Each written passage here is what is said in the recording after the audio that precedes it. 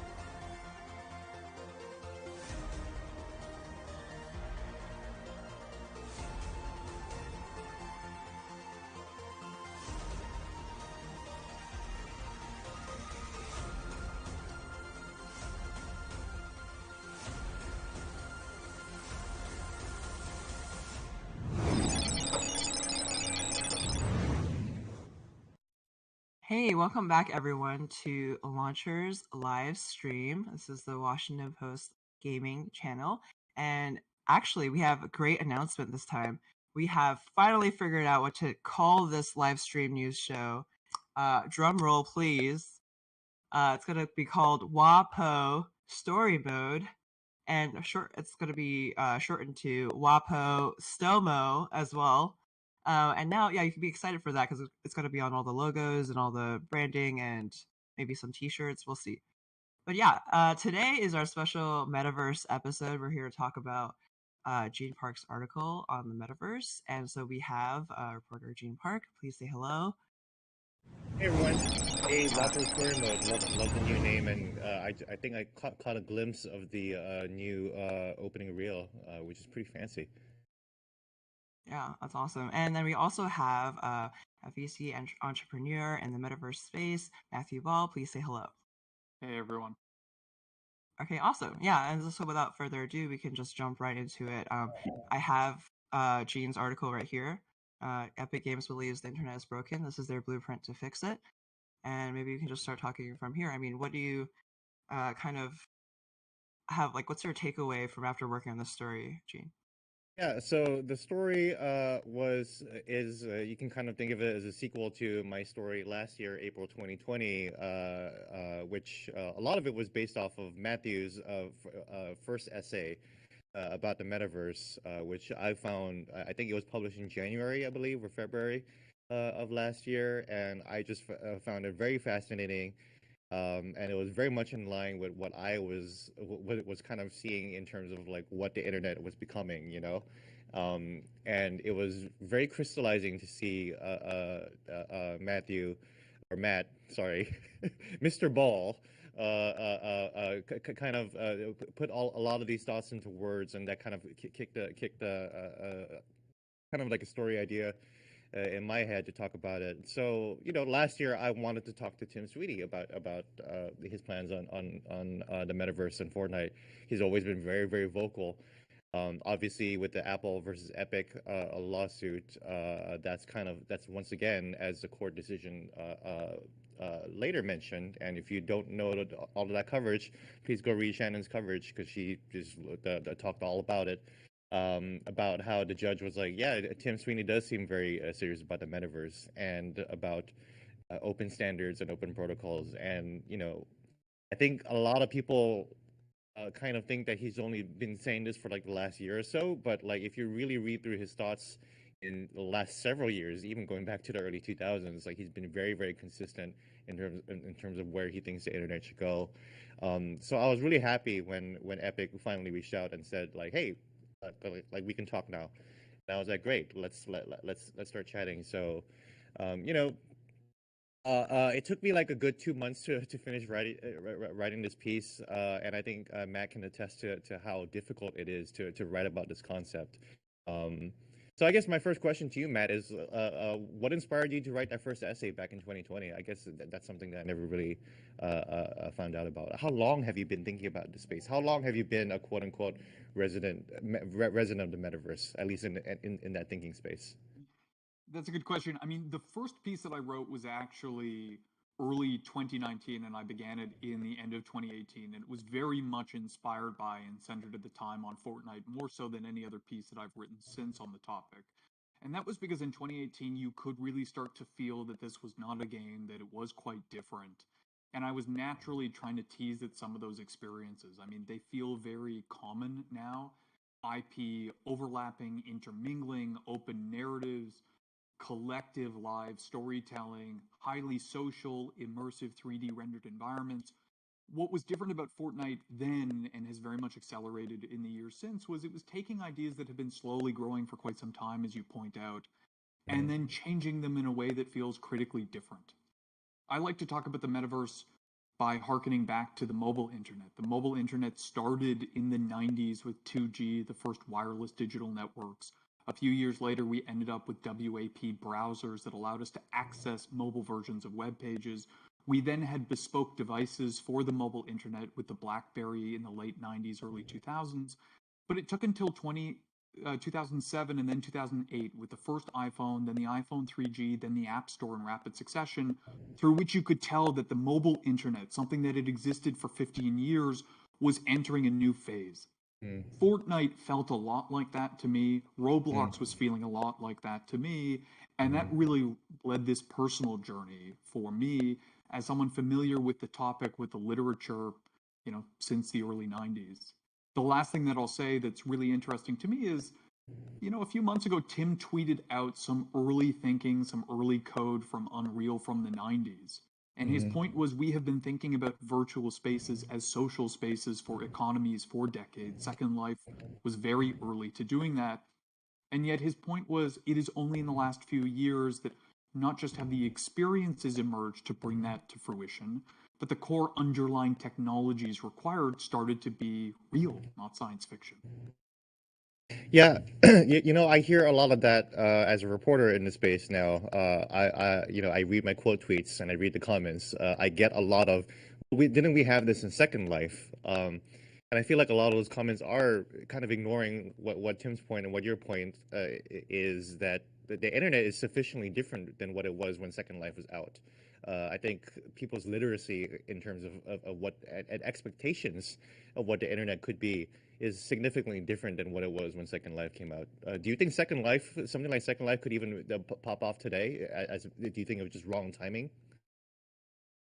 It's a good question. I mean, anecdotal information, traffic, query, website, pings all suggest that it is more popular than it has probably ever been. I'm sure the economy of Second Life is larger than it has ever been. Hmm. But certainly, as much as it was a pioneer, you can imagine it being anchored in very different ways, which is to say, the tech is probably less flexible than modern platforms. But it has three things that I think are really unique. One is an audience, the second is an active economy, and the third is experience that is very hard to replicate. The Hmm. biggest challenge facing every social platform, every social network, every social service is the difficulty of navigating through difficult problems for which Hmm. they've gone through probably more than anyone, right? Roblox is relatively recent in operating a dynamic economy. Second Life is decades in, and it actually provides significantly greater capability to the individual creator. It has had to go through substantial device and platform and upgrade and operating system changes. Those are pretty meaningful advantages. Uh, what was I gonna ask? I'm actually kind of curious Go for ahead. both of you if you want to kind of like set the record straight for people who draw illustrations for the metaverse and then they draw VR headsets or they think about Ready Player One.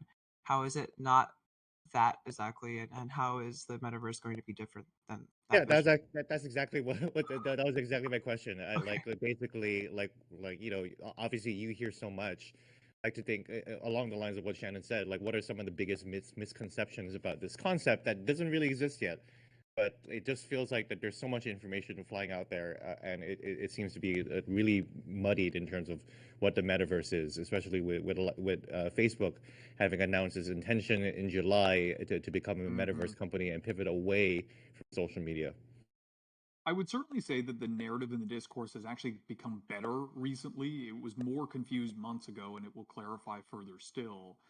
Mhm. One of the important things to understand is some criticize the discrepancies of definition, the inconsistencies, the mere existence of debate over the definition as proof that it's vapid, that it's non-real, that it's a hype term. I have a separate interpretation, which is if the metaverse was crisply known and understood and codified, it would not be a successor state to the internet. It would not be a big disruption opportunity. Clarity is the antithesis of change. And I don't mean to be buzzwordy. I more mean to say that we know things are changing. We know that interaction online will be different. We know technologies will be different. But the crispness of exactly what that means is where the change is. Mm-hmm. If you go back to 1995 and say, what does a day in the life of the internet look like in 2021? We had a great sense of what the technical definition of the internet was. Granted, most of us said the information superhighway, the World Wide Web, not good definitions, but many did have a technical definition for the internet. And yet, if you said, what does 2021 look like? People wouldn't have said it's stories, it's a battle royale, it's us chatting on TikTok, and it's meme culture on top of that, Wall Street bets and the rest of it. Mm-hmm. In that regard, I think about the metaverse as a incremental state that is primarily resolving around 3D rendered virtual worlds. That gets to Shannon's point, which is, what is it not? What's the relevance of virtual reality? Calling the metaverse virtual reality is like saying the mobile internet is an app. Saying the metaverse is Fortnite is like saying the metaverse is Facebook. We're talking about instantiations or access devices used to access the metaverse, but the metaverse is a generational change that for the most part is about shifting over to 3D real-time rendered and immersive worlds. The last thing that I'll say as I drone on, it has become particularly common to hear the conflation of the metaverse with Web3. I would differentiate them by saying that Web3 is really just a question of user rights and decentralized databases and architectures for the internet. That's a bit like talking about the difference between socialism and capitalism and then conflating that with industrialization. One is around the organization of individual rights and the ownership of capital. The other is about technological progression. It just so happens that you typically have those two things coincide because the greatest chance for social upheaval and changes in daily life happens when technology underpins it, but they are distinguished. That doesn't mean that for the metaverse to thrive, we don't need greater principles of Web3. There's a fair argument to be made that with greater decentralization, with a reduction in platform power and increased openness, the metaverse wouldn't be bigger. It probably would. Yeah, I'm glad you bring that up because like even my understanding of it, like I think I initially thought, oh yeah, Fortnite will just take over the internet, right? And then it's like, okay, but that quickly evolved into Fortnite is going to be part of of that future internet, right? I think I think I'm still seeing a lot of that conversation where it sounds like Epic Games is offering a platform, like its own metaverse platform, separate. So like kind of like what Facebook says, we have Facebook Horizons and Oculus, and this will be our metaverse. I think a lot of people, I've been a social media editor for God knows how long at this point. Like a lot of people are confusing this conversation around the metaverse with their understanding with how social media platforms work and how app stores work and how different platforms work too.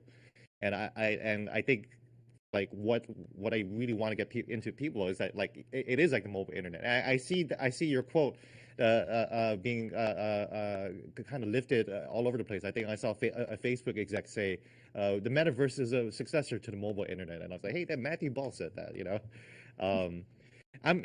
let's pivot away from Fortnite and Roblox for a bit. I know I remember you talking about Tencent and WhatsApp, and I remember you talking about how WhatsApp is probably even closer to the metaverse than anything else today. Is that accurate? And what's your take on Tencent's involvement in this too? Because like a lot of my reporting is covering on games and American companies, but Yeah. Well, so I think what you meant or briefly misspoke was WeChat as opposed to WhatsApp, and I that mean ends up WeChat. being, Yeah, I'm sorry. Yeah, WeChat. Yeah. yeah. I mean, there are so many brilliant things and interesting things about Chinese tech and the Chinese tech ecosystem. One of which is to understand that WeChat is the second most popular payment provider in Asia. It does so primarily via QR codes, which are recently popular here, but for 15 years have been dominating in Asia, and they allowed virtually everyone to get paid, to pay, to make a payment, to send money to their friends in ways that we're not used to in the West. Payments are instantaneous, the fees are 0 to 1.5%, and they range to everything, including you getting paid as a salaried employee. We basically have a purely digital, fully integrated, multi-ranging payment system. It so happens to be controlled by one of two, dominant tech companies, and so there's reason for concern there. But what we have is a system that works arguably far more efficiently and more wide-ranging than we have here, and certainly cheaper to the user. That's one of the reasons why China was able to so rapidly leap from no credit to credit, from no digital payments to far more digital payments than we have here. That's situated within a much broader construct in which Tencent is by far the dominant, most powerful, most wide-ranging publisher. I find in general that those in the West tend to take for granted Activision Blizzard's titles in China published by Tencent, Nintendo's titles published by Tencent, Square Enix's titles published by Tencent. And so you're talking about the fundamental underpinnings of the digital economy, of digital payments, of almost everything that you engage with virtually there. One of the big impediments that Fortnite has is just how many people to bring into the ecosystem, managing the counterparty relationships. How do you get EA and Activision to cross-pollinate their identity systems, their entitlements, their payments? Well, they're all kind of vertically stacked with Tencent and then deployed by other technologies. And so the most important thing to understand is a tremendous amount of challenges facing the metaverse, an interoperable, wide-ranging metaverse, are not just technical, they are business policy decisions. Naturally, the more you control internally, the easier it is to have those. There are two good examples. It's notable that Epic's largest integrations with other games are into Rocket League, which they acquired 2 years ago. And if you go back to 2016, prior to the opening of crossplay into the Sony PlayStation ecosystem, the CEO of the division was asked what was standing in the way and how to solve the problem, and he said the technology could be the easiest part. We have found out since, of course, the technology was easy. Epic silently turned it on. The impediment was policy. When you have a super powerful company that also owns most of the underlying content, it becomes like your boss at your company saying, hey, I want my two divisions to cooperate, rather than let's strike a counterparty deal outside the company. I'm really glad that you brought up like how much more forward the progress the digital society in Asia has. I visited my grandmother back in 2011, 2012, and I was absolutely blown away at how much of her life was on Kakao Talk. You know, she was getting payments for her English classes through Kakao Talk, and she just asked me, God rest her soul. She asked me, are you hungry? And I was like, yeah, I'm kind of hungry. And then like 15 minutes later, someone showed up with food, and I was like, you're already like ordering food on your phone, and like that's something that like people have only like boomers are only just starting to get used to in the last year or so, if even that, So it really feels like not even just like the companies, but the consumers itself are so much more meaningfully progress in terms of how they understand technology and how they engage with it. That is Even smartphones, for example, like the iPhone was not like a big uh, structurally it was an innovation, but a lot of like single features were very much within phones in Japan too. I remember buying $1,200 phones for my girlfriends back in the day, before iPhone came out. So Well, it's interesting. Shannon, you were gonna say something? I'm sorry. Oh, yeah, I was just gonna say that there's like a counter example when I visited China for the first time in 2018, because I'm from Taiwan. Like my family is from Taiwan, so we'd never been to China. But I went there, and there were like all these old grannies saying, "Okay, this place doesn't take cash." Like I'm very annoyed. I don't want to use WeChat Pay, even though I know how to use it, because I'm offended that they wouldn't take cash anymore. Or I think there was a store that was like, it didn't even take credit card, it didn't take cash, and then the WeChat Pay was broken, and then it was like, there's no way to pay you now, we have to figure out something else. So sometimes it worked really smoothly, but then there's like sometimes there would be a hiccup here and there. I just wanted to mention that. But also, were you going to say something? I think there's an audience question that kind of like leads into our conversation, leads into it, which is, do you see that there's going to be a turning point for massive pickup of this new internet, or would it just be a gradual transfer over to the metaverse? The answer is always that you see it's a graduated change for which you have key unlocks that lead to a substantial acceleration. Like if you take a look at the mobile internet as an example, I talk about how it emerged in the 90s. You had tens of millions of people on the mobile internet in an enterprise setting. What it took was a key device innovation and then a mobile network upgrade, 3G, that enabled it to become a mainstream use case. It's notable that you only had the advent of real social mobile content services in really the end of the 2010s and in the early 2011s. TikTok comes out in 2014, Snapchat in 2011, Spotify emerges in 06, only comes to the United States in 2011. We needed consumer devices. You needed a faster 3G and then 4G internet for Netflix, for YouTube mobile to make sense, for Twitch. And so it's important to recognize that some of this is behavioral, but some of it just depends on these critical changes. We take for granted today that a decade ago, there were almost no experiences that allowed you to have more than 12 or 16 people at most inside a real-time rendered 3D environment. You'd play Mario Kart with 16 or 12 characters, only 4 would be humans.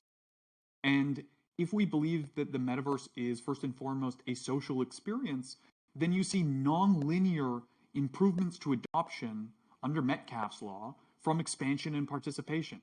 How many of us would go to a movie theater pre-pandemic, or a mall, or a sporting event, a political rally, a concert, if you could only go with 8 people, and frankly, 4 of them at max could be your friend? And so when you hit these key tech unlocks, some of which are obvious, some of which are not, you see that gradual pace of change accelerate. 5 years ago, almost no one globally was participating in these high user social shared environments. Now we have close to 450 million people doing it every day. That's behavioral and technological. Gene? Yeah, I also want to go back to real quick to an earlier point you made about, a really salient point about that was a policy decision, right? And that's something that I think Sweetie and I talked about a little bit, and it's something that I hope to get into more. So I'd love to hear your thoughts. Sweeney is obviously very optimistic about like big events like the AIM Alliance back in the 90s, which created standard protocols for the internet. Talking about how the internet has sufficiently evolved since then, do you think that companies and policymakers have sufficiently evolved to be able to address this? Because as you and I discussed last year, a lot of the social issues that are affecting the internet right now will probably continue to roll over into the metaverse in the future. But barring that, also like there's also the standards and protocols where all these different engines need to talk to each other. How confident are you in terms of something like that happening? Would it come out of necessity or profit or desire or innovation? What do you think? It's a really good all-encompassing question. I mean, you have to start from the perspective of constructing the metaverse will be extraordinarily hard. And so at a baseline level, you want to talk about the fact that anything that can be done to make it easier, faster, and cheaper to build better into 3D worlds and objects is going to be good for the health of the metaverse. To take a step back, some of the criticism that I saw to the article that you posted with Epic was a critique of the fact that Fortnite is for the most part closed. When you take a look at the rest of Epic's business, it is relentlessly open and or focused on solving that exact problem. Easier, better, faster, and cheaper to build in the metaverse. They also make key leaps in terms of philosophy. For example, they've announced that if you use a version of Unreal, you will have an indefinite right to that version of the license. So if you're building on UE 4.2.1 and they change the UE license in 2025, it doesn't backdate to that. They've also said that they are relinquishing their right to suspend a developer's license for UE. Only the courts can take that right. And that precludes the company from unilaterally having an Apple versus Epic style dispute where you say, I don't like Gene anymore, I'm going to cripple his business. This is better, faster, cheaper easier, but also with forecastability, predictability, and stability. Mm-hmm. The reason why I use this context is the question of standardization and interoperability and common protocols and formats is the same as that. Right now, we have extraordinary friction to anything you build being destabilized by the popularity of the format you're using, the platform you're using, the opportunity for profit elsewhere, and the mere fact that you have to reduplicate.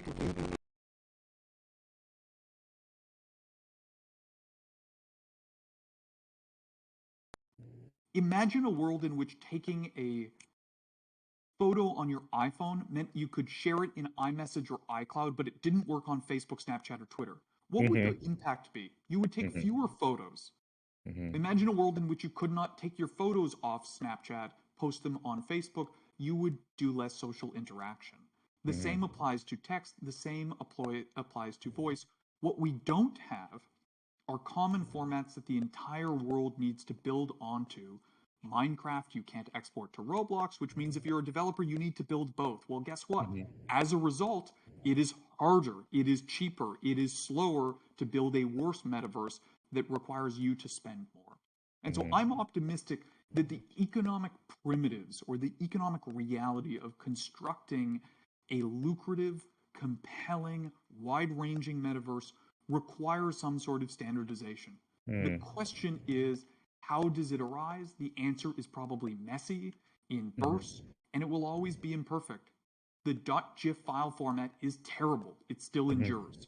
Note that when I'm talking about images, you probably default in your head to JPEG. Well, there's JPEG, there's .ping, there's bitmap, there's TIFF.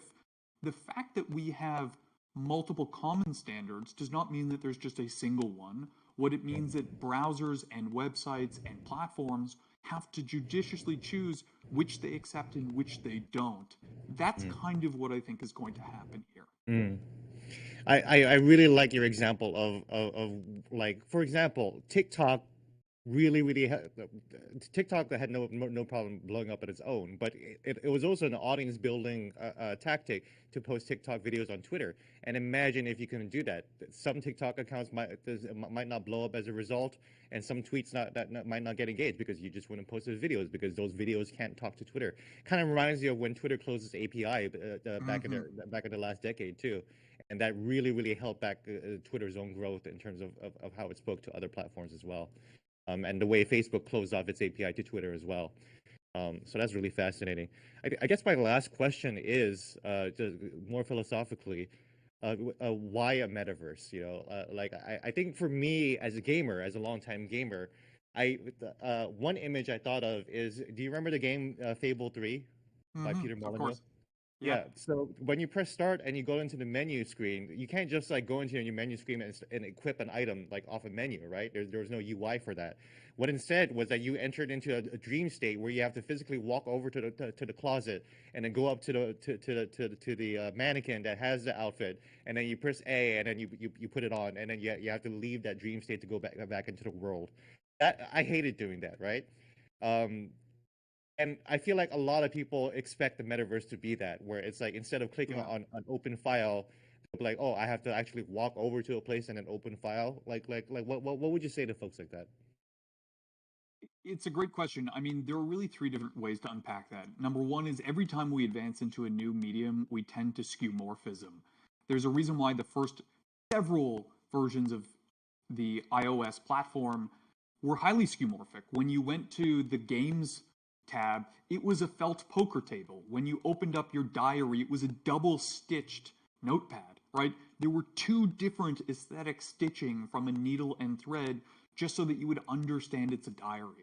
The notes tab was that awful yellow and red striped paper with literal holes in it.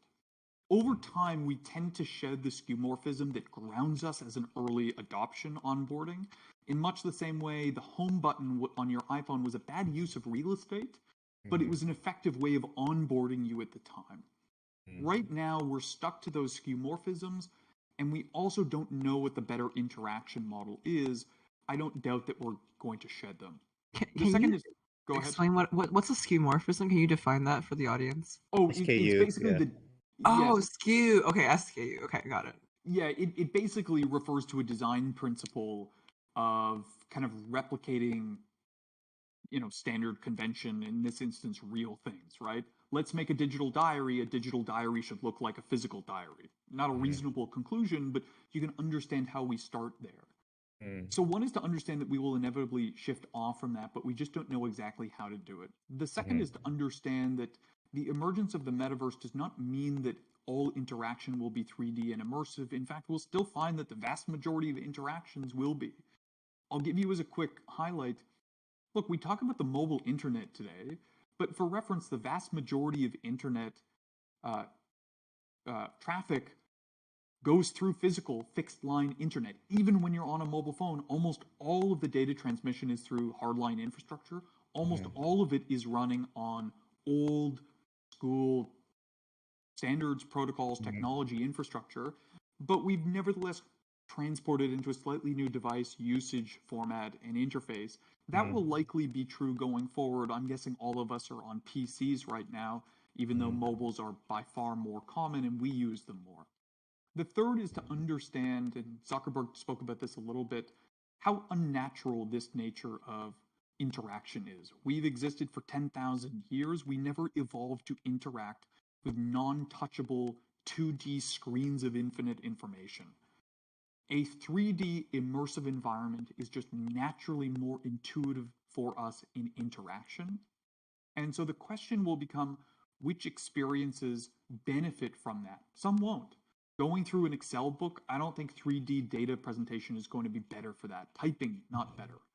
But education is a good example.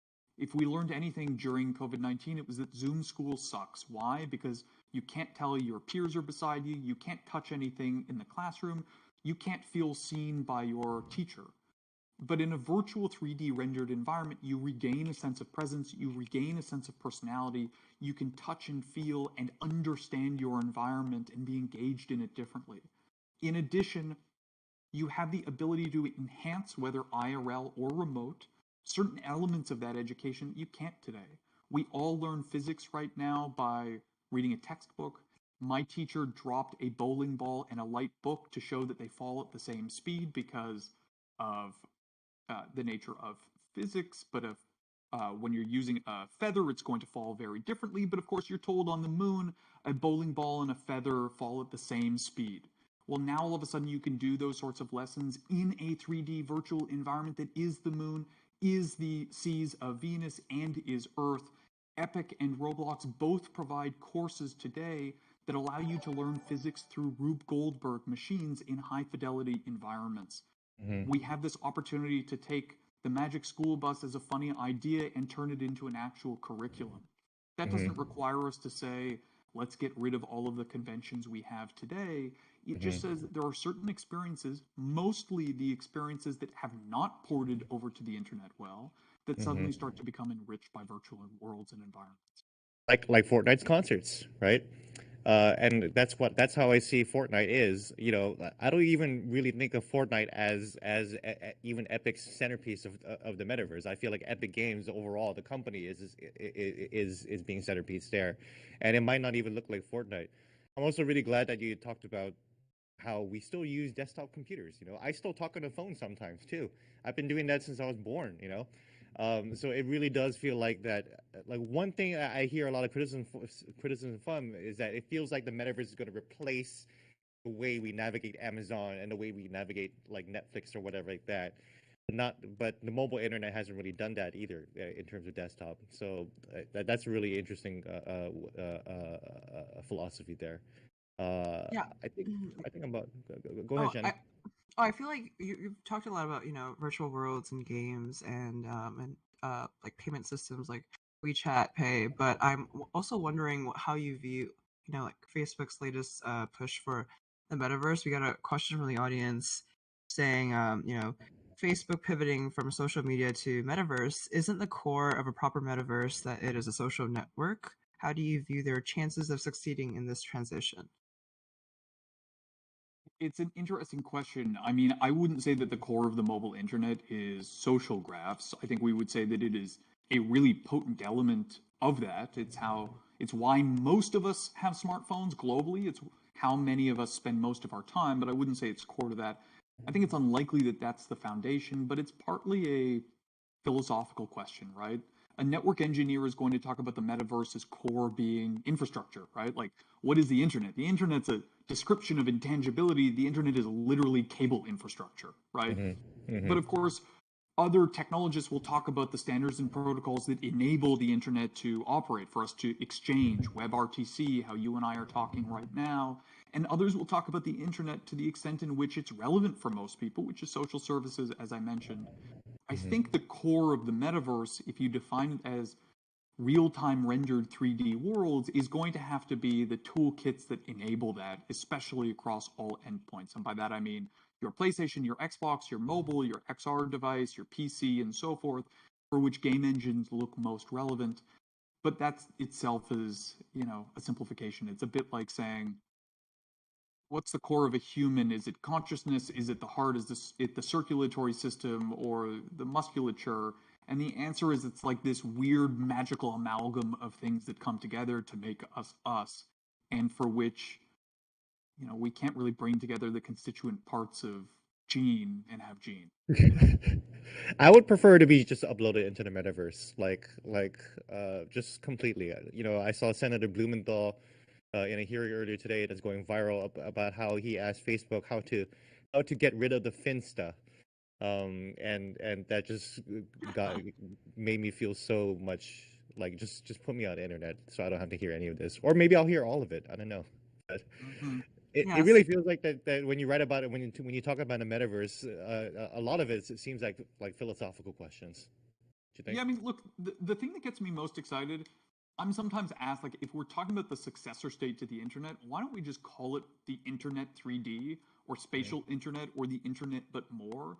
And I think that that's a totally valid argument. The nomenclature isn't super relevant.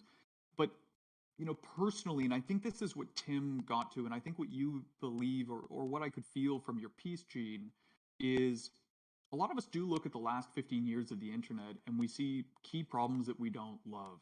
Misinformation, radicalization, user rights, data security, platform power, the difficulty of regulation, the fact that many of us don't feel better when they use it. And to some extent, describing the metaverse or anything as a new thing, as a disruptive thing, gives us an opportunity to not just be dissatisfied and ask for marginal change, but to be philosophical about what's the world we want to see and what can we do to make that better. I think Tim is exactly right by saying we should have new consortiums and bodies. Frankly, I think the government should be mandating more interoperability from the user's own data rights perspective. That's a totally reasonable request because we're finding, in fact, that one of the reasons why these platforms are so powerful is because our lives, our digital lives, 40% of our waking life exists within a platform. We can take very little from it. And so at the end of the day, the most important thing that I could say is I don't have the crispest definition of the metaverse. You'll find that Tim's definition changes from time to time in court, in your piece. Mark and Dave Bazuski at Roblox and Tim don't have the same one. But what's important is to understand that something is different, something is changing, and we have as much agency as anyone else in understanding what those principles are going to be. Yeah, I think that's why I just really wanted to start reporting on these stories now, because as a journalist, as someone who's been working in newspapers for a long time, I've seen what disruption can do to an industry that is just completely caught off guard, and that's just something that I just don't want to see happen again. So yeah, and look, the primary thing right now that Tim argues for, and I think many really believe, is that this next wave needs to do a better job of allocating profits to the developer and, profits or power or just control to the user rather than the distributor of the platform. I'm a capitalist. I invest for the most part for a living. I'm a Canadian, so maybe that skews me a little bit.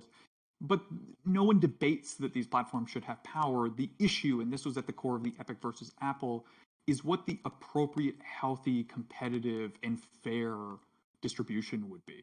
And I think we just hope that it skews a little bit more towards us on the internet, the person who develops this on the internet, rather than the platforms that ride on it. yeah, I think that's why a lot of my piece kind of centered around the creator aspect of it, and especially the rise of the creator internet And that's I feel like that only just supports the concept of where we're headed to. Like the fact that there are millions and millions of creators, there are millions and millions of kids that we don't even know today, and that they can't even articulate what they're feeling, but they're surrounded in this environment, and they're going to grow up to have these expectations of what a creator looks like and what a creator sounds like. Also, keep in mind, they are going to be the ones who build the metaverse. The Yeah. truth of the matter is that the extraordinary size of the task means that it is truly outside of the reach of a platform. Can't be done. Yeah, And as therefore, I anything mentioned to that provides someone, to others happens. yeah, as I mentioned to someone earlier, they were like, "Well, what are boomers going to do?" And I was like, "I don't know if the boomers are going to be alive when this comes around. You know, like that's how far I'm anticipating this. You know, so yeah, that's we'll just leave Yeah, it there. Where people dying. wow. I feel like we are talking around this My God. question that I that's really bleak. I was preparing like this one question because I was thinking about this a lot. In the 2010s when we had this like tech boom and Facebook, Apple, Google, we didn't know back then, or like many people didn't think about what kind of problems could arise when these platforms grew so big. And do you think that with the metaverse, as it reaches like actual development and we see more of it, could there also be problems that arise when all these like brands and companies have a large portion of the platform, and maybe they control many parts of people's identities or how they engage with these platforms? Look, I think, again, one of the easier ways to think about the metaverse is just to ignore the term altogether. I like to just think about the fact that in perpetuity, an ever growing share of our time, labor, leisure, life, spend, wealth, friendships are going to be inside of virtual worlds. The nature of that transition is that many of the greatest problems we face today will come over there, right? These are human problems. Gets back to the policy issue. Hmm. Happiness is a human problem. Misinformation is a human problem. Tools and technology can absolutely exacerbate them, but the underpinning here is hard to solve problems. Facebook has 40,000 content moderators. If they could hire another 20 and solve for misinformation, I'm sure that they would. And so the nature of any congregation, any shift of existence is going to bring up, these problems. I think the hope could be a different system that rewards different behaviors at a structural level can make it a little bit better. But I don't doubt for a second that the flood of more brands, more people, more governments into the metaverse or these proto metaverses will be seamless. It won't. Yeah. Yeah, Yeah. Exactly. Nothing yeah, else to add. that's well put. Yeah, I mean, people in the comments are also skeptical and don't trust companies, so I think they're maybe on the same page. I Um, think one thought about companies is, and I said that to a friend of mine earlier, is that like, oh, like I can't believe it's just all these companies, and it's like, okay, but the internet as we know it today was created by IBM and Apple and Microsoft. So I don't know what else to do. I don't see users creating the new internet, and like I think a lot of it does come down to policy and reaching out to policymakers and these people and kind of pleading to get into the core of the problem, which I think Matthew said very well. It's a human problem. It is a philosophical problem. It is a moral problem or ethical problem that's just not being addressed. Yeah. No, as you were talking, I imagine maybe it's like Roblox developers who are young teens are building the new internet in their games like Superhero, Get Me Out of Jail, and Adopt Me, and that's what we're going to be seeing more of. I don't know how they're going to be regulated, but Yeah, I mean, look, the ability to collect and have a collective voice is as critical today as it has ever been. One of the challenges was, and again, this was highlighted during the trial, is that it was impossible for an independent developer to have any voice to air their complaints without being terrified of their business being destroyed. We had companies like Spotify and Match that were, extraordinarily large, but still tiny compared to Apple. And we need the right ways for individual voices to be heard, but to be empowered and to actually make change. Hmm. I think there was a fair amount of skepticism that a multi-billion-dollar company like Epic was suing Apple in pursuit of the collective good. But I also think it's notable that no one else did, and you ask why is that? And Epic was privately owned, controlled by one person, which meant you didn't need a consortium of shareholders and board.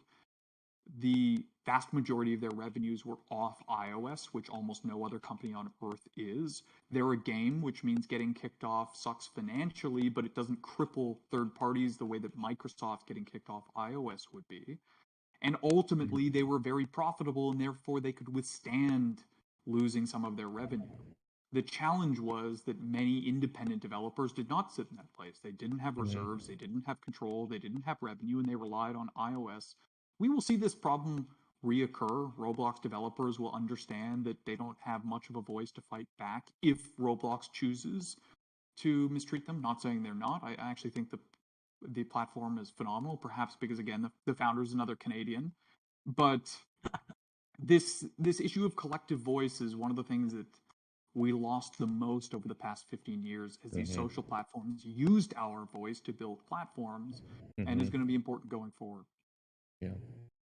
Yeah, yeah. I mean, definitely with the Epic v Apple case, Epic was trying to portray itself as an underdog, but it is also a multi-billion-dollar company. But yeah, that is an interesting situation. I think there's also some kind of antitrust policy issues that arise there, and maybe questions many years down the line of if people were to start building up these virtual worlds together, who has a monopoly over them, and are they monopolists, and will they also face antitrust law there? I But mean, we're so far from that. Tim has said publicly, I think this was back in 2016, that if one company gains control over the metaverse, they will be more powerful than any government, God. state, or Yeah. corporation. They will be like a god on earth.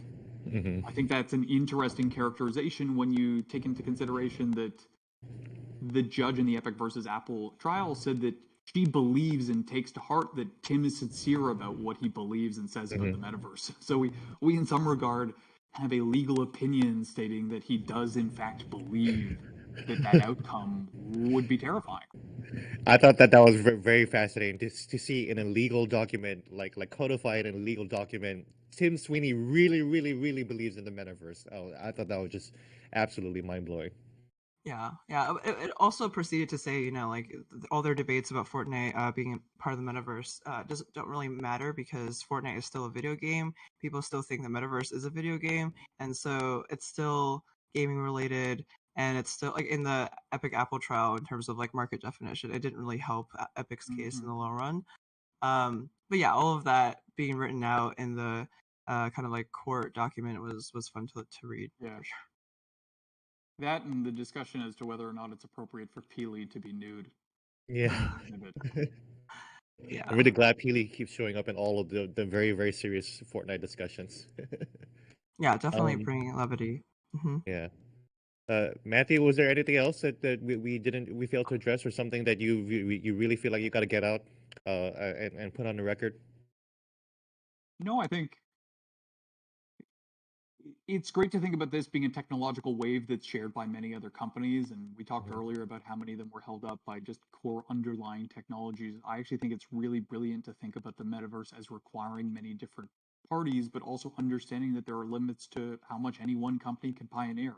Many of the experiences that Tim has in mind are doubtlessly up to other companies to solve, whether that's NVIDIA with GPUs, frankly, regulators with iOS, or networking companies to actually enable us to have the types of real-time experiences that we envision. There are many things standing in the way of Ready Player One. Yeah. Yeah. Yeah. Oh, Well, this is absolutely fascinating because I actually feel like I actually learned a little bit more, despite how long we've talked. I actually feel like I actually learned a little bit more about this topic too. So thank you so much for yeah. I taking the time. I did have like another question if I could just like Sure, keep you sure. on here for a little longer. Do either of you have thoughts about Amazon's New World and that game coming out?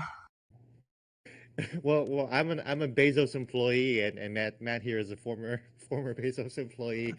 I played it a little bit last night. I tweeted out my impressions. It feels really solid. It feels really good to click, and then the sword goes ka-dunk, ka-dunk, ka-dunk, and the enemy dies, and then the game goes ka-chink, and that feels really good. Um, I've always been fascinated with the idea of audio feedback and how much dopamine that produces. I think that it came from a conversation I had with my old boss Piero Midiar, where he was like, "Yeah, like we gamify everything in life. When we send an email, it goes, whoosh, and that feels good. It feels like you accomplished something. So New World feels good because every time I kill an enemy, it goes ka-chink. I always feel like I'm always accomplishing something. So in that regard, it feels great, but like I don't really like the art style. So I don't know how long I'm gonna be playing it. So I think it's a really good question, Shannon, and I'm glad you brought up what you did, Gene, which highlights the fact that games aren't technology problems to solve; they're about feel. And it's mm-hmm, one of the most important things as we think about who's going to build the metaverse. It's not about throwing computational resources at it. It requires a human element. It requires actual design. mm-hmm, The other thing that I think is better is I talked a moment ago about the fact that there are all of these technology problems that need to be solved that aren't about game design. mm-hmm, And we saw that Amazon, which has more server capacity than anyone on Earth, ran out of servers. The mm-hmm, truth of the matter is, there is a compute shortage. There will forever be a compute shortage. And that is a fundamental impediment to the metaverse, which will have greater computational requirements than we have ever experienced before. mm-hmm. Yeah. No, that's so true. Yeah, I was actually going to bring that up later on in the stream, so you're kind of like predicting the future on that one. Um, I mean, Matt also is a just futurist after all, so. Oh, please right. not that term, but I'll take the implied compliment. Yeah. Okay. Wow. I mean, also the other thing when you're talking about pulling on computing resources is like the blockchain and I guess NFTs as well, which I saw in your payment essay come up. I mean, how do you kind of see the interplay between like blockchain and the metaverse if we're going to use all the buzz terms we can in one sentence? It's a really complicated topic. I mean, clearly the technology is being perverted, is being used as a scam. There's something fundamentally very interesting in there. We are talking about a effectively open source or standard protocol for ownership that sits outside of the ecosystem that is adopted by many other providers. It checks a lot of boxes. It falls short of many other boxes, and of course, it's being misapplied right now pretty roundly. I'm a technological optimist when it comes to the discovery of these things, which is I believe we can find a good use case for it. I believe there will be proper stewards. There's a lot that's confused in there, but in general, the ideas of virtual item ownership that actually provides ownership to the user is pretty appealing. I don't think people are going to buy $10,000, $100,000 parcels of virtual land on a platform that retains indefinite ownership of those underlying goods. Let's keep into consideration, we talk about possession being 9/10 of the law. In the virtual world today, you can never have possession of anything. And I Mm-hmm. think that's one of the reasons why we see such extraordinary spending on goods that you actually can take possession of. Not an endorsement of the application. I think there's a lot of shady play to earn. There's a lot of scams, don't get me wrong, but this idea is more important of trustless ownership or actual ownership or user control over spending is going to be critical there in much the same way. If you bought your house and the government could take it back at any point and tell you what you're going to get from it, that would have a, in-kind problem. Yeah, there are countries where people don't trust their governments and they don't know Yeah, if and there are serious ramifications for that, being you don't put your money into a You bank, live in one. you invest So, elsewhere. yeah. yeah. Yeah, you put all your money under the mattress, or you just try to, you know, smuggle it into another country as deterrence. Yeah, Yeah, I mean, that's the truth of the matter is, like, this gets back to the same thing that I was mentioning earlier with Epic and the Unreal license and their approach there, right? That is to build in the trust in the ecosystem that Mm-hmm. encourages investment. The lack of trust discourages investment. That is a fundamental problem. It discourages investment or spend by the developer and by the user. Both are impediments for the metaverse. I think that's what Microsoft has been doing with their backwards compatibility and making sure that the Xbox platform is compatible throughout the generations, because I think they eventually finally learned that they need people to trust in their investment into the Xbox ecosystem. So by having all of these games available on Xbox Game Oh, Pass and Xbox 360 or whatever, then yeah, and maybe people, and obviously Microsoft is another player in the metaverse space too, especially with their Azure cloud service. So Yeah, yeah, I I mean, totally see that. Tim talks about one of the most challenging elements of the metaverse is forward compatibility, right? We're Hmm. basically talking about constructing a universe where we patch the physics and the operating system all the time. We've never been Hmm. like, holy crap, like, Gene, you bought a car with 140 horsepower motor. Well, we just upped the physics and like the gravity load, your car doesn't work anymore. The deprecation of legacy infrastructure takes forever. And so finding this way to actually respect investment, to make the trade-off between optimizing for tomorrow's tech and respecting prior investment is another one of these really tricky problems. And I think Microsoft's been really smart with smart delivery, right? And I think, one of the problems that everyone's encountering, and we see this with Nintendo, right, is how many times am I going to buy Ocarina of Time? I love Hmm. Ocarina of Time, don't get me wrong, but it does become a little bit disrespectful Yeah. when you ask me to either keep my Wii U or buy it again. Yeah, or sign up for an annual subscription service paid up to play Ocarina of Time again, which for many people is a very, very important game dear to their hearts. Be nice to own a copy that works today, right? So You know how I feel about Zelda. That's the best one, Gene. I'm sorry, yeah. Breath of the Wild is not. Oh yeah, we talked Wow. about this. It's 5 or 6. Okay. Oh wait, well, Best. time to get Matthew off the show. So Yeah, so both of you have to go, right? I really appreciate you taking the time to talk to us about the metaverse. It was really informative. I know our viewers really appreciate it and learned a lot. So, yeah, it was a great time. yeah, See you Matthew, guys. thanks so much. Really appreciate talking to you, and thanks Shannon for having us. Yeah, thank you, Gene. Thanks, All Matt. right, Okay, see bye. you guys. I think you have to leave, or I'll just.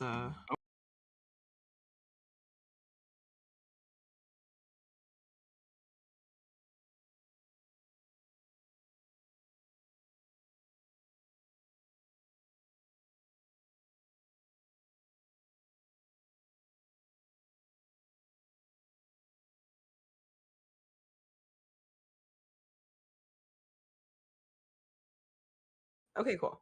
So that was the metaverse segment. However, we are not done yet. We have more to come. We have more news. And to join me to talk about this news, to react to it, we have Cece. If Cece could join me, uh, and if you could unmute yourself too.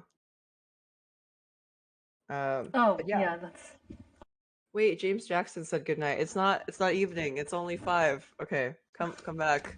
All right, so I have prepared a bunch of links, as is customary at this news show, to talk about all the news that was fit to print or fit to publish online the past week in gaming. So much has happened. So I'll start off here with this article that I wrote. It felt so long ago.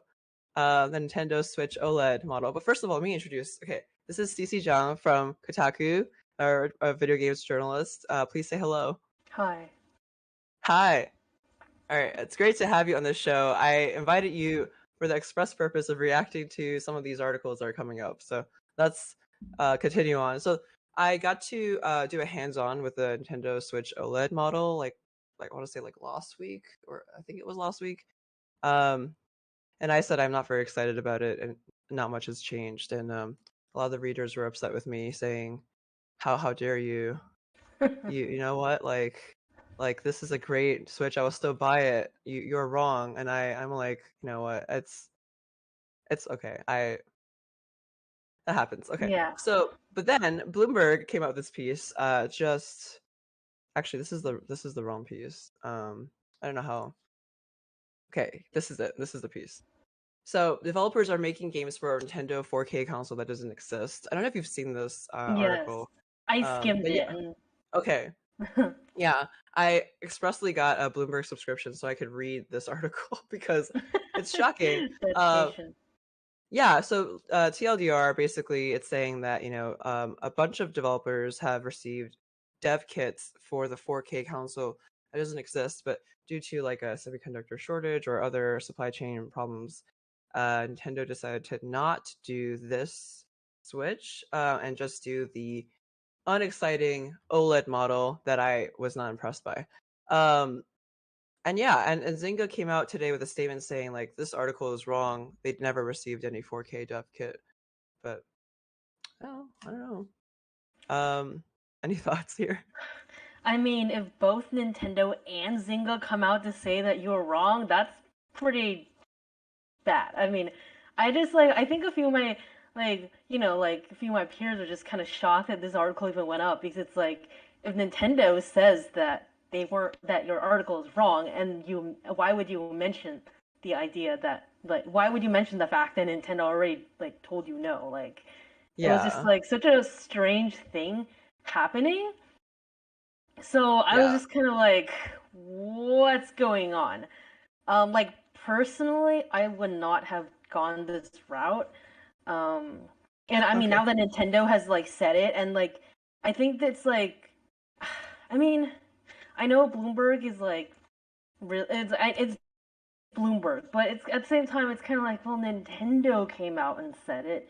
Nintendo has very good kind of standing with the gaming community, so it's like, yeah, it's just been like, that's awkward. Yeah. Well, I do believe that Bloomberg has some sources in here, because they report from out of Japan, so they say there's people familiar. Obviously, we don't have the same sources; we don't know for sure. But yeah, it just definitely leaves a lot of questions. And anyway, so Gene just left, but he did the story on Sony acquiring, remaking Bluepoint to make games for PlayStation, and maybe we'll get more Souls games. That is about all I was going to. Just wanted to like bring this up as some news that we didn't really cover in depth this week in the stream, but just wanted to drop it in here. And then we've got Activision Blizzard. I wrote this one. So just plugging my own article here. Activision Blizzard is creating an $18 million fund for harassment victims in a settlement that I believe still hasn't been approved by a judge yet. So this is not official yet. And I can't believe it was 2 days ago, because it feels like it's been ages since Tuesday. Yeah.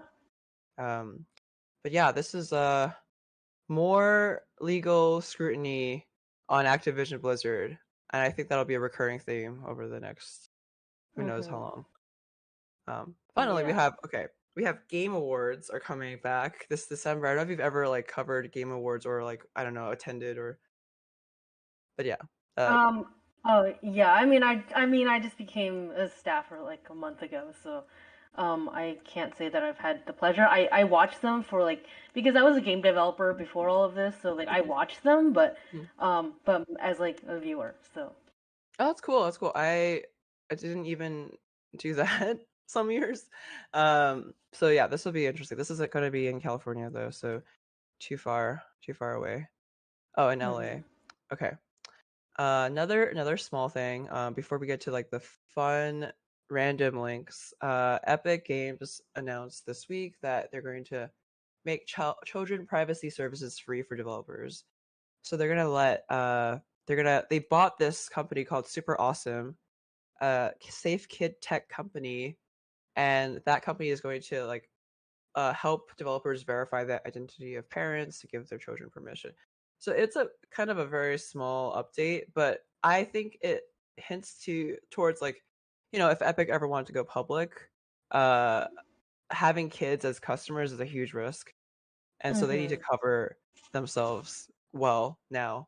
Okay. Anyway, finally, I don't know if you watched Squid Game. Have you watched Squid Game? I started like the first episode like this morning, and then so I haven't gone too far. Okay, do not spoil anything for me, because I've watched the first 5 minutes and I realized, oh, it's not a reality TV show.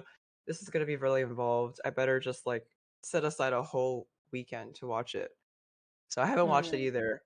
But I thought definitely. I need to watch it. I have made plans that I will eventually watch it. It's just that like everything in video games is happening all the time. You know what I mean? Yeah. No, that's so true. That's why, like, if I watch a show, I have to sacrifice playing a game. Definitely. And yeah. But this is you could play Squid Game in Roblox, so you could actually do both at the same time. Yeah, this one is a summary of the show. I'm not gonna read. I'm not gonna read that. Very interesting thumbnail that maybe spoils the show for us, but we're not gonna look into it too much. Yeah, And I'm yeah, trying to avoid spoilers. But my impression of Squid Game, of why I didn't jump into it immediately, is because I was thought, oh, battle royale, because like the original battle royale is actually a novel written by this Japanese novelist about a dystopian Japanese government that's super pro-nationalist, that's like glorifies like the military and uses its own people to for nefarious ends. And it's really funny, right? Because now battle royale is this entire genre of like games like Fortnite where it's really like silly and the plot is really silly and like the like various weapons and items and like accessories are really silly, even though like battle royale, like when you think about where the word comes from, is synonymous with government dystopia. And you know and it's just like, so it's like I'm like coming into this expecting like darker tone because of the association with the novel, but it's just like real. But then when you think about it in terms of games, it's like you don't think of battle royale as like sinister. Oh my god, that's a great point. I think there was like when I was in middle school, everyone started saying battle royale, and they would just like shout that in the hallway and then start fighting each other. And I was like, what is this new trend? I'm all on board. And then there was that book that I think I might have read it, and I don't have any impression of it. But yeah, that is a cool kind of synergy between games and books and dystopian governments. And yeah. Anyway, once we watch this show, I will have to get your thoughts because Yes, it's I the number also one need show. to watch this show. Okay, cool. Yeah, okay. Now, one of the things I had to get you on the show for is your 1 year with Genshin Impact. Okay, so I have to admit that I played the game a little bit, and I was like, it's single player. I feel so lonely, so I stopped playing. But please, like, catch me up on what I've missed from 1 year of Genshin Impact.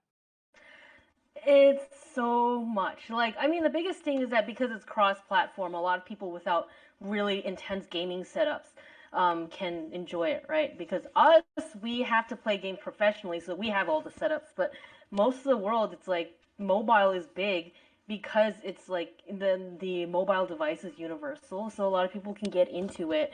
Um, and it's just really it's been interesting because Genshin Impact is essentially a mobile game, but that happens to be ported to PC. Like when I look at the UI, when I look at the layout, and when I look at some of the some of the buttons for picking objects up, I'm like, this was designed with mobile first in mind.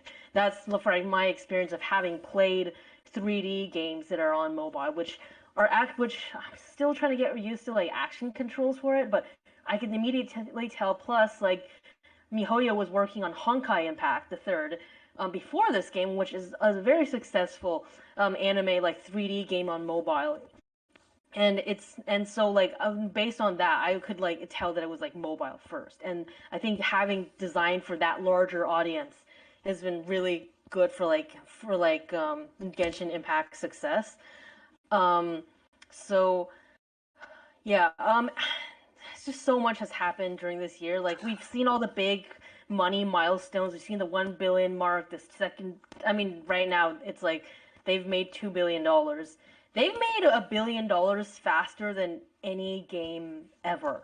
So, and just like looking at some of the numbers and looking at and they made 1 billion at the 6 months mark and 2 billion like right now. So it doesn't feel like their revenue is necessarily slowing. So it still feels like it somehow managed to sustain its steam, which actually a lot of gacha games fail. I don't think a lot of people really appreciate that.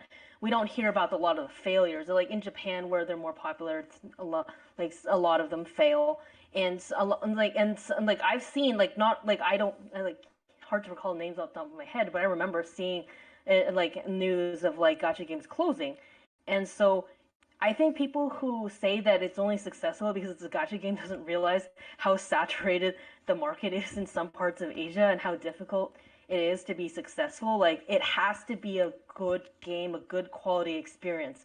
Otherwise, like otherwise initial launch success will peter out unless it's actually a good game. Yeah, yeah. And the reason why we're talking about this, by the way, is it's Genshin Impact's birthday this week. Yeah. Is that right to say? Okay. Yes, it launched on Uh, the 28th for global. Okay, okay. Yeah, so it's been one whole year. This time last year, I was like in a like just having the worst time of my life because of the pandemic and just like in general. And yeah, I think it's been a good year. It's been a good year, all things considered. After that, and yeah, I the way that I know that Genshin Impact is really successful is that a lot of my artists that I follow are like cosplayers or like people who draw a lot of fan art.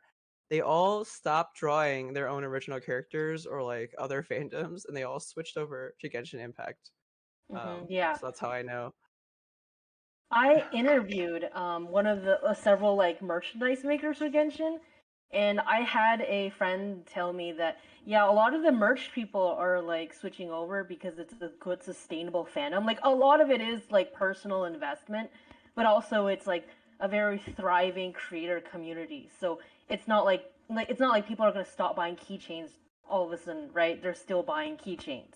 And there's always new characters coming out. So it's like a constant content content treadmill. Oh, okay.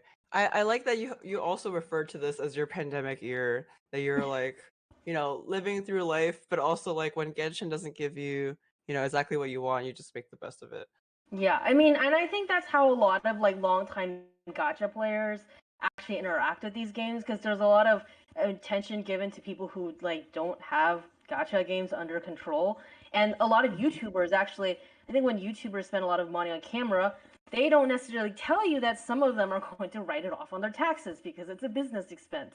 So, but the average player, the ones that I've met, like I know people who do have problems, and but the vast majority of my friends play it in that they don't have high expectations.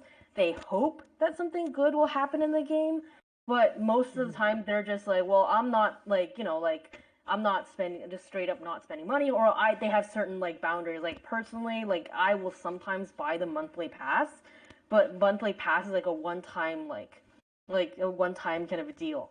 And so, and to me, a monthly pass is not that different from buying like a Final Fantasy 14 subscription. So, like, people will spend in that way. Obviously, not all of Yeah. them. Some people will have a problem with the game, but in general, like, learning to live with disappointment is part of the culture of these games. It's so true. Okay, so I'm not like the biggest Genshin Impact fan, but I did spend probably a decade playing Maple Story, which is the same kind of like gotcha upon trying to get all your money, trying to make a profit off of a couple of whales in the game system. And also, as a fun fact from the Epic Apple trial, as we were talking about earlier, in the court documents, I think Apple revealed that like majority of its money is made from mobile games in the App Store.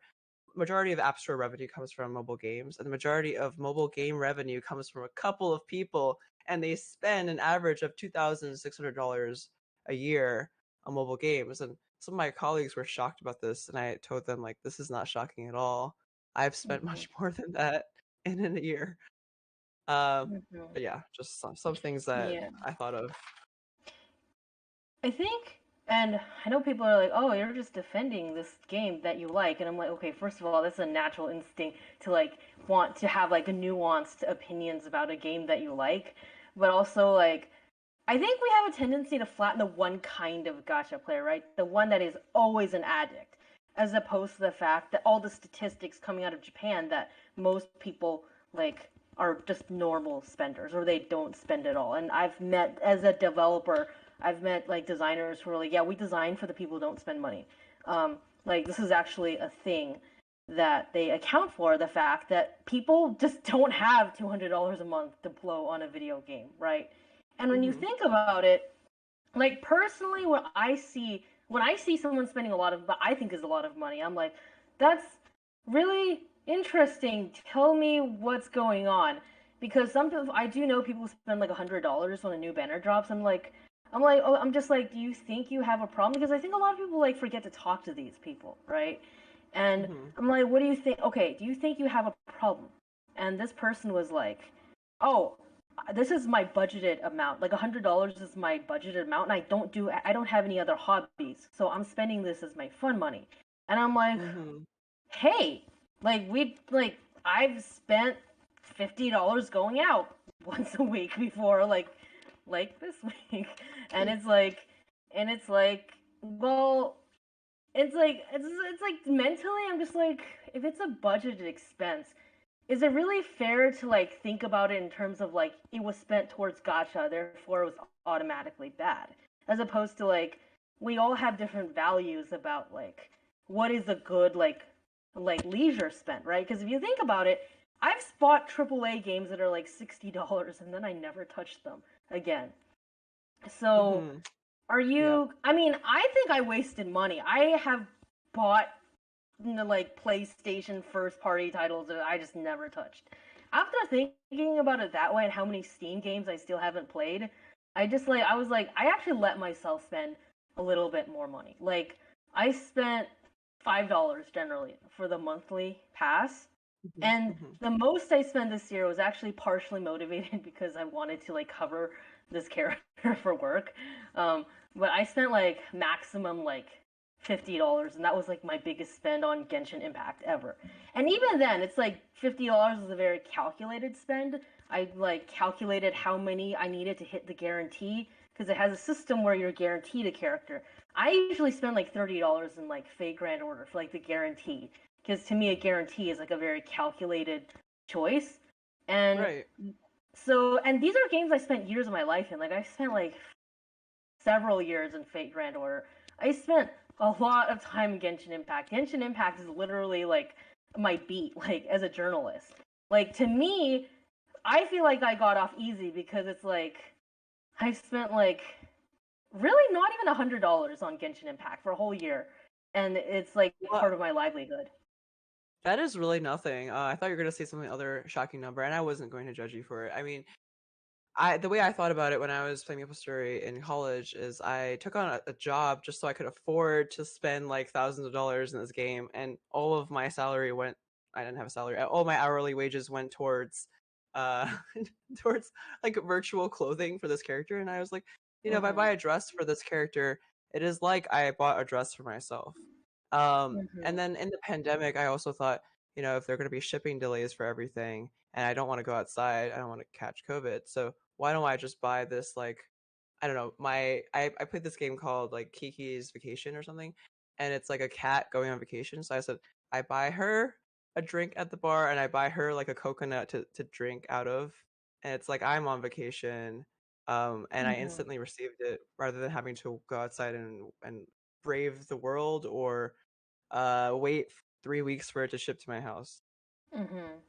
Yeah, I actually don't judge you at all because it's like the line between our real lives and our digital lives are blurring, right? It's all like a value calculation. You calculated that you wanted to buy your virtual cat character a drink, and Yeah, that's what cat. you decided to do. I mean, it's not really that. I don't think it's any like weirder than me buying something impulsively at a store that I passed because it was cute, and then it ends up in the garbage, and you know what I mean. Like, there's a lot more nuance than that, but I think we need to have a more like, I guess, like a pragmatic view of like how of like valuing what digital experiences are worth, right? Hmm, Because hmm. there's people, as an indie dev, the worst thing was when gamers would say that this 2 hour game wasn't worth $5, and it's Oh, like 2 hours is a movie ticket, right? And you can replay the game as opposed to movies where you just go to the theater once and then you come back. So, and but there's genuinely people who think that $5 like 2 hour experience is a ripoff. And so I don't think there's an objective measuring stick for us to measure what digital experiences values are. These things will be mhm. determined by how much people are willing to pay for them, who is able to pay for them, who are the kinds of people who pay for them.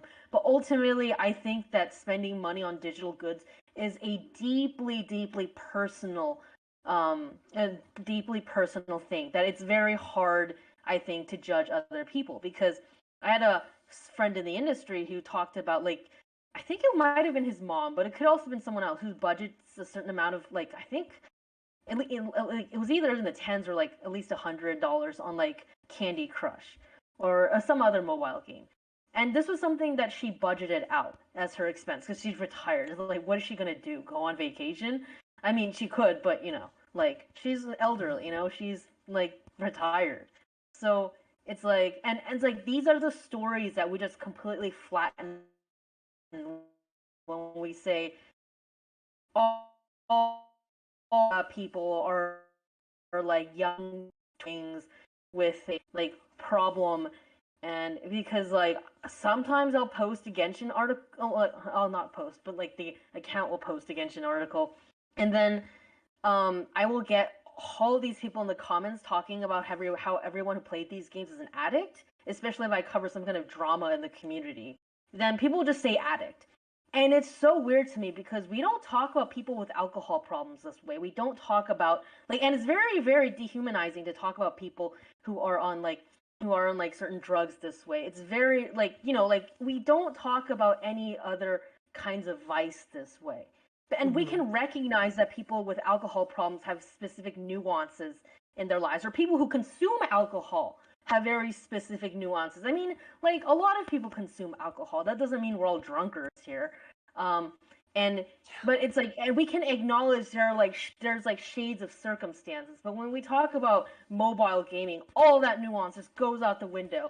And it's just like, why don't we just start talking to people instead of just assuming what their experiences are like? And that's what I try to do when I write Genshin articles that are a little bit more personal. I try to show people that there are like specific moments, specific experiences, like the adventures that I've gone on with like these characters that I wasn't expecting to get.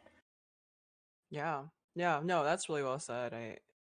I think yeah, a lot of people, brush mobile gaming aside. I've also covered this, like the beginnings of mobile gaming. Nobody took it seriously, including developers were like, "Oh, I don't think anyone has more than 1 minute or like 5 minutes to look at their phones. I'll make this game as simple as possible." And it's only gotten more advanced from there, especially as games come from Asia and kind of influence the rest of the world. Yeah, I wrote So this in an article once. We know Japan has a very large mobile market, but I was actually talking to a consultant from Nico Partners who said that 95% of the video game market in China is mobile. 95%. That's like basically all like the only people who own a PlayStation is people who import it from Japan. So basically, there's like 5% of the people that we think of as gamers here in the United States. They're only 5% of gamers in China, and so it's just like really interesting to think about how our perceptions of mobile will also change as like Asian games start like becoming more prominent, like Xbox announcing that they're going to try to get more Japanese studios, and Ubisoft has done collaboration with Arknights, which is a gacha tower defense game released in 2020, and it's just like we're going to see. I think we're going to see like I think we're going to see the gaming community, or not community because there's a plethora of communities, but I think we're going to see gaming really expand, and it's going to be really interesting because I think a lot of the things that people like in America say about mobile will become quickly outdated. Like Genshin Impact straight up just like blew people's minds about what they thought mobile gaming was, or they don't even acknowledge really Genshin as a mobile game because they don't play it on. It's like reading tweets. Sorry, I'm like on my horse now.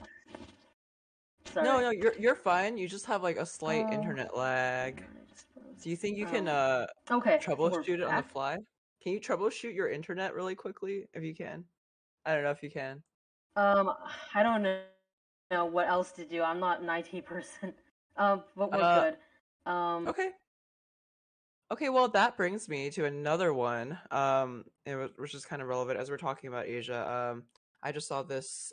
This is from today, but it actually is from yesterday because this is a reblog of South China Morning Post story from the 29th. And I feel like that is actually the 28th in our time. So probably from Wednesday. Or no, sorry, Tuesday. Okay.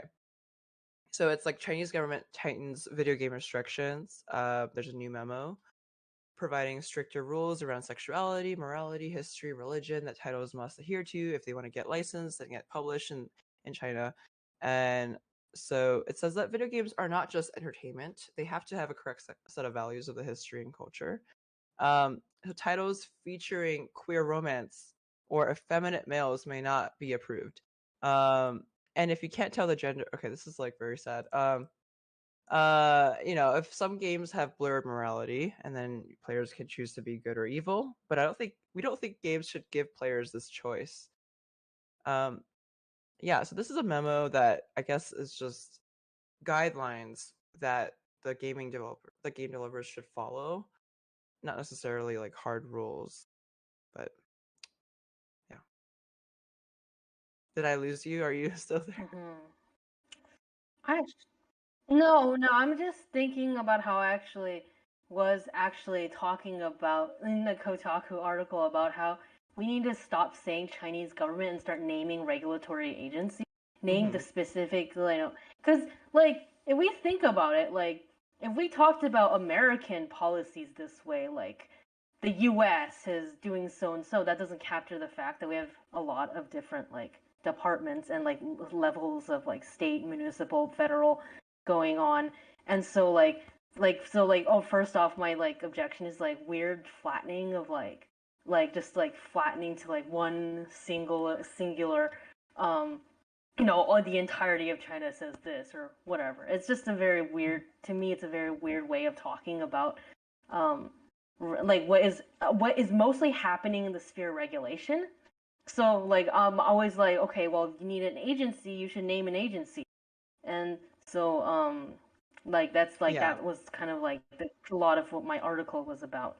And secondly, there seems to be a friction between like what is from the regulatory agencies and what is happening in the arts in China, right?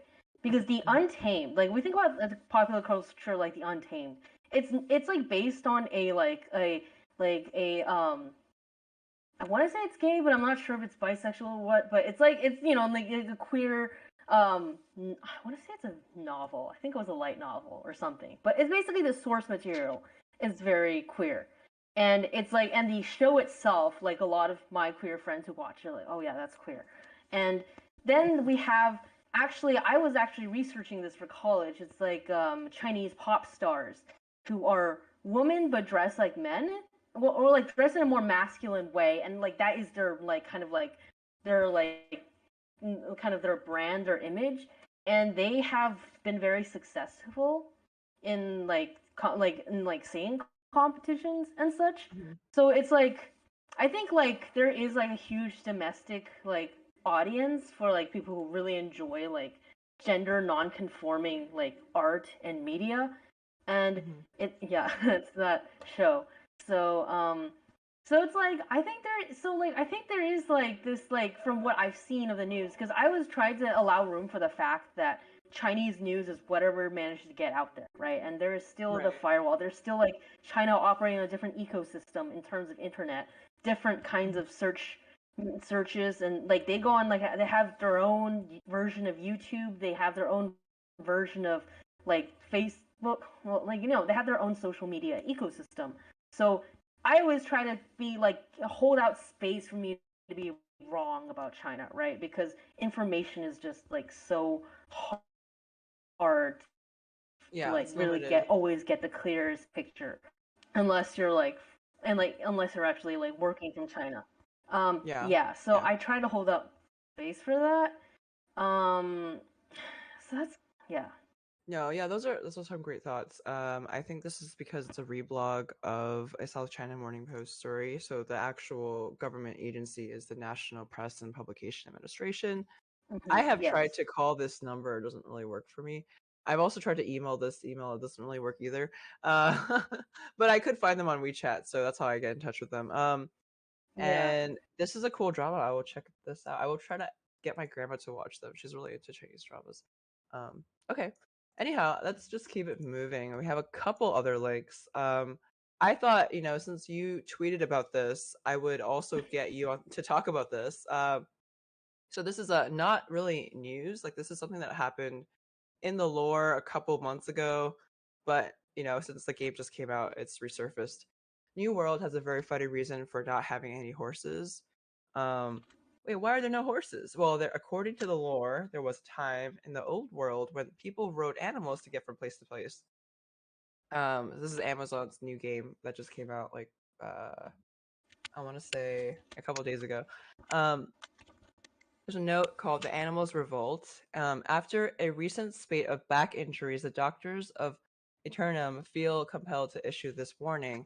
Please remember there are no beasts of burden. No horse or donkey will pull your cart, carry your pack, or tolerate a rider. All efforts to domesticate or redomesticate these animals have only led to injury and a lot of swearing. Therefore, you can only transport only as many goods as you can. Otherwise, you're gonna be sweating and you can't move anymore. Do not overburden your backs. This is not the old world.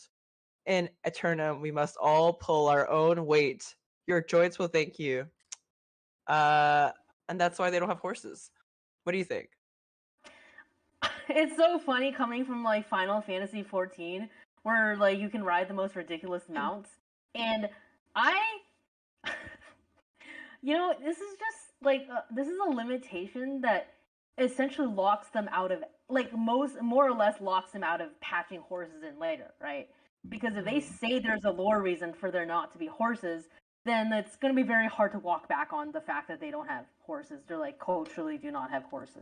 So it makes me think that this is just my instinct as like a developer. Like, don't quote. I guess I'm on the WaPo stream, Don't but quote look, sorry. But like my instinct, what I want to believe with like no evidence whatsoever, is that they probably had some trouble implementing mounts, and then they had to like cover the fact that they couldn't implement, because that's what I've done as a game developer. If I couldn't do something, I'd give like some kind of in-universe reason as to why, because otherwise it just makes no sense to me that an MMO of like a very large size has no mounts and everyone's just forced to like walk around. So that's just my like personal opinion about this. Yeah. I mean, that sounds possible. What they've said before is that the world is too small, so if you had a horse, it would make the world feel even smaller, and then it doesn't feel big enough. But then you could just also make the world bigger. Anyway, this also reminds me of when Tim Sweeney, he gets a lot of tweets about how the Epic Games Store doesn't have a shopping cart, and then he's like, "I will add this shopping cart never, or many years in the future. I'm just gonna see all your tweets and ignore that because I have other priorities." So yeah, this is something that a lot of people in this game have been asking for, and they will continue to be ignored. And this reminds me of another story from Kotaku. I thought this was really funny. Just like a collection of all the Steam reviews for the game so far. I'm just gonna scroll down and read all these like Steam reviews. Have you started grinding, son? No, Dad, I'm in queue. Sad face. Best tree cutting sim, NA. No cat girls, not recommended. I waited so long for this game, I got bored and had 2 kids. New World is one of the best MMOs. This is a very like wholesome, genuine review. I'm not gonna read it. 10 out of 10 best waiting in the queue simulator. Check my playtime to see how long you have to wait in queue to queue into the server. So 3.9 hours. Needs Jeff Bezos skin. Username Beth Jesus is already taken. Oh, okay. And then the listed a bunch of things. You legit couldn't join if you wanted to. Lumfowl, biggest server hosting company in the world. They capped the servers at 2,000. I put in 61 hours in open beta. The game has some bugs, but still nothing that was unbearable. I would recommend this. Okay, cool. It feels a bit weird. There are taxes in an MMO created by Amazon. I'm queuing 8.9 hours. Okay. Can't wait to chop down trees for a couple of days to level up my logging. And then another really wholesome review I'm not going to read. A poem. Heading for the mountain mine. The mountain mine. This is a song. I'm not going to sing this. I'm ready. It's a duty of a dwarf. First of all, this is not a review. This is just my personal opinion on what I've experienced for 1 hour. The game really looks like something I will enjoy, but currently that is not possible. If not for the long wait times, the lag is making the game unplayable for me. This game lag like a heart. Okay, I'm done. Anyway, yeah, so I've actually been playing this game a little bit. I also couldn't get yesterday. It crashed on me a couple times. Every time I opened it again, there was more of a queue time. The only time I could play it is like during work hours, which I can do as a games journalist, but most people probably couldn't do. And then once it was after 6 p.m., it just started to be like an incredible wait time. Someone told me that they wanted to play with me in my server, but they couldn't join because the population is full. And this is a tweet that I thought would be relevant for this moment. If New World, the MMO from the company that owns most of the servers that host the internet, has login queues, I think we can probably dismiss the idea this problem is avoidable for other devs. Oh yeah, I mean, I worked on an MMO, but I know from like industry talk that MMOs is basically one of the most complicated things you could make, and it has made many programmers cry. So it is definitely not at all easy to make an MMO. There's actually a joke in game developer circles that junior developers don't know any better, so they'll like plan to make an MMO and then they fail because like wanting to make an MMO as your first project is like the most newbie thing you can do, just because it's so incomprehensibly complicated that it's just not easy at all. Yeah, it sounds tough, and like the MMO that I grew up playing is like 2D side scroller. It's a lot easier to sustain, I think. Yeah. I guess I mean that's the biggest thing is like Amazon's large part of its business comes from AWS, like its web services, and it has contracts with most gaming companies, and yeah, so it was surprising that it had server issues, but it didn't have like massive server crashes. It just has so many worlds, and it's very confusing. Even when I told people what world I'm in, they're like, "Okay, what's the next few words after that? What is the like the world set?" And there's multiple of that, so they were so confused.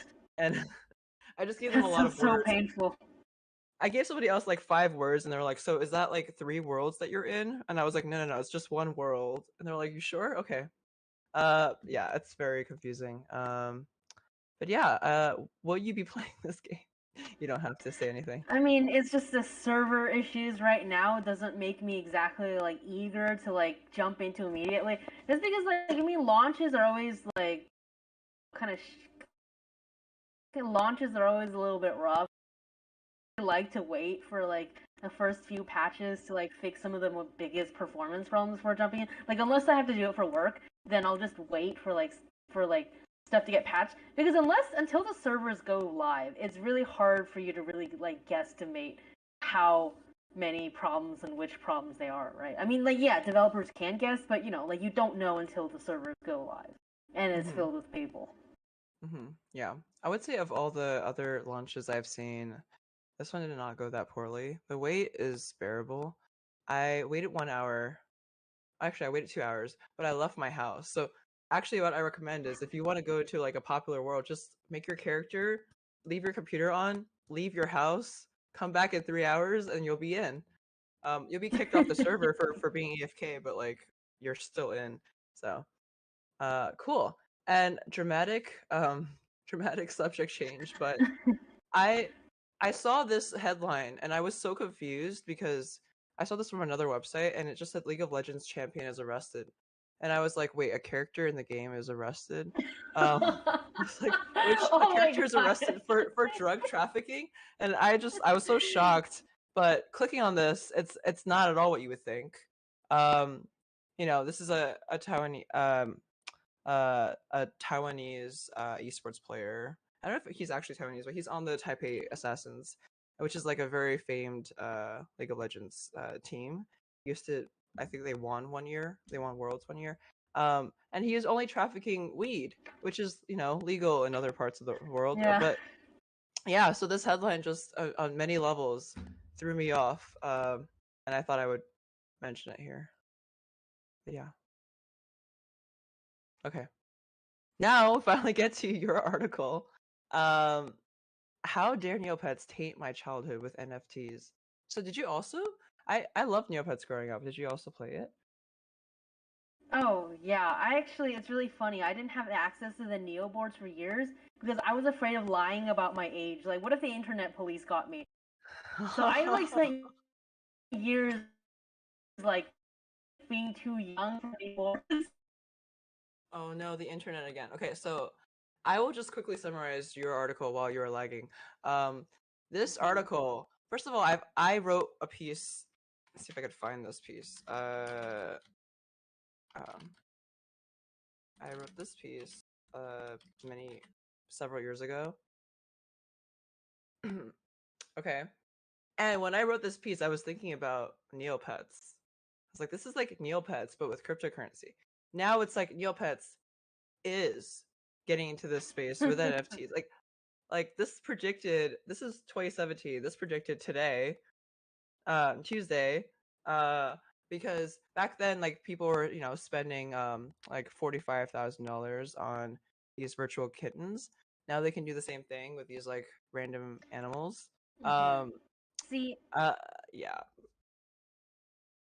Were you saying something? sorry, I didn't mean to cut you off. Oh no, no, I was done. Okay.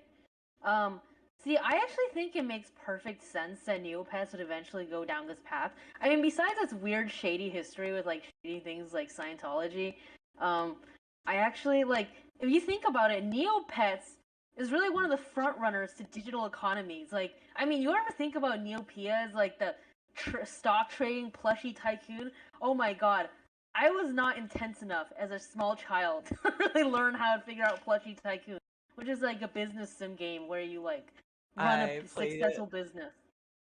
No, I was so bad at it because you have to wake up at like 3 a.m. to go check on your factory and make sure they're producing enough plushies. And if you don't, then you like go bankrupt. You just start over. There's a whole system. There's a couple things I couldn't really pull off. I did lie about my age. I don't know if I can admit that on the internet, but I got into the Neo boards before age 13, and it was fine. They censored all the profanity anyway, so you didn't really see anything you're not supposed to see. Yeah, I just didn't know. So, yeah. So, and then of course like Neopets gone to Neo Cash, right, where you pay money for like virtual clothing items for your Neopets. Mhm. And but like the point was I'm trying to make is like Neopets has always run on weird economies, like both in like as a games and as like them like getting into like finding like different ways to like monetize it. So to me, I was like, huh, it's horrible, but it makes perfect sense that this would happen. You know what I mean? Yeah, yeah. I just know that they are trying to monetize as much as they can. They, have done I believe it's still Jumpstart that owns that, but Jumpstart is now owned by a Chinese company. I want to say that's correct. I followed them through so many acquisitions that I hope that's right. So, but basically they, had a Hot Topic merch collab just to like profit off of the merch. Before that they had like a couple years ago started to like make you have to pay like for code stones or like doubloons to train your Neopet. You can do a subscription. You can do like a pass. You can pay them more money to make the training faster. Yeah, I did that. I paid for that, and I was like, it only made it like half as fast. So it was like 10-hour training became 5-hour training, and I don't want to wait 5 hours, so I'm not satisfied. This is not a good experience. Um, but yeah, so this is just one of a long trend of trying to make money off of Neopets, and they are teasing a Nintendo Switch game. They were the ones who told me about that first. I was the one who like broke that news, and Mhm. beyond that, they have no other details. So I'm just waiting to hear more. Sorry, I made a Uh, face because I just remember that, like, wow, code stones sure were hard to get, and oh my training god. was painful. Yeah. Yeah, I just enjoyed the themes of each island. Like Codestone's on like I can't pronounce all these names. Like this like tropical island, and then also Dublin's are on this pirate themed island. Very fun. If the website still worked and it wasn't borked from JavaScript dying, no, Adobe Flash dying actually, sorry. If I could still play it, I would go back on there. And we also cover that too. Anyway, now Yeah, I have that really missed reminds me. Flash games. Yeah. No, this also reminds me. You know who else is getting into NFTs? Oh my Uh, god. Atari. No. Atari is also getting into NFTs. As they mentioned in this sentence, they have a blockchain division working on I mean, Little cryptocurrency. Nas X is getting into NFTs. The Oh, biggest oh yeah. no I ever let out. No. No. You were Okay. supposed to be the chosen one. Oh man. Okay, yeah. So that I've like solidified this through the entire live stream, but I'm definitely writing about NFTs next. You heard it here first. But okay. Yep. Yep. In addition to a hotel business, a hardware business, there's also a gaming blockchain business. And yeah, that is the note I ended all these links on, is just everybody is getting into NFTs. Yeah, I just keep thinking about how no offense, but the average NFT does not sell for $69 million, right? Like that's just an extreme outlier. And also we've seen so many like crypto things fail that it really just feels like people are getting into it just to be like the cutting edge of like a new tech thing before everyone else, rather than like have like they are like have like read 10 million articles of whether or not NFTs is a good idea, which I don't think it is, because the environmental factors like would just keep me up at night. But it's just like Yeah. it feels like people are jumping on the bandwagon rather than like actually like Yeah. informed choices about I do want to screw up the environment or like or whatever. Yeah, no, I think you made a good point in your article. I mean, some people have said like they would offset, like you do carbon offsets. I have a friend who just hung out with me for 2 weeks, who is very big in the climate change space, and so I like learned from her. And if you like offset by maybe like buying, like helping out a rainforest, it's not necessarily like really a true offset, because you could just do that anyway. You could just help pay for some rainforests to improve and be more sustainable, and not Mm-hmm. also do the thing you're doing with NFTs and cryptocurrency. But yeah, it remains to be seen. I will get back to you Exactly. after I get some reporting done on this, because it's I just really enjoy how much people hate this, and I'm like, well, let's see if I it's really know. hateable all the way. Unanimous hatred. It was Yeah. so bad. Neopets team had to put out a statement on the site. Like I made a new Neopets account just so I could read the statement. Oh no, yeah. All the old Neopets fans are like, "You've betrayed me. I used to like you, and now I definitely don't anymore." Yeah. Recently I interviewed people at like 505 Games, and like one of them had actually worked on a Neopets puzzle game back in the day, on like various platforms, and including the Wii. And I was like, "This is the best part of the entire interview. I need to hear about that," because back then it was like good old nostalgia, and now we have this. Um, yeah. Oh well. Well, thanks for joining me, Cece. Mhm. Yeah, of course, it's my pleasure. Yeah. Well, can you let everyone know how to like follow you, or like what kind of work should they expect from, like, what, just Oh, promote yourself.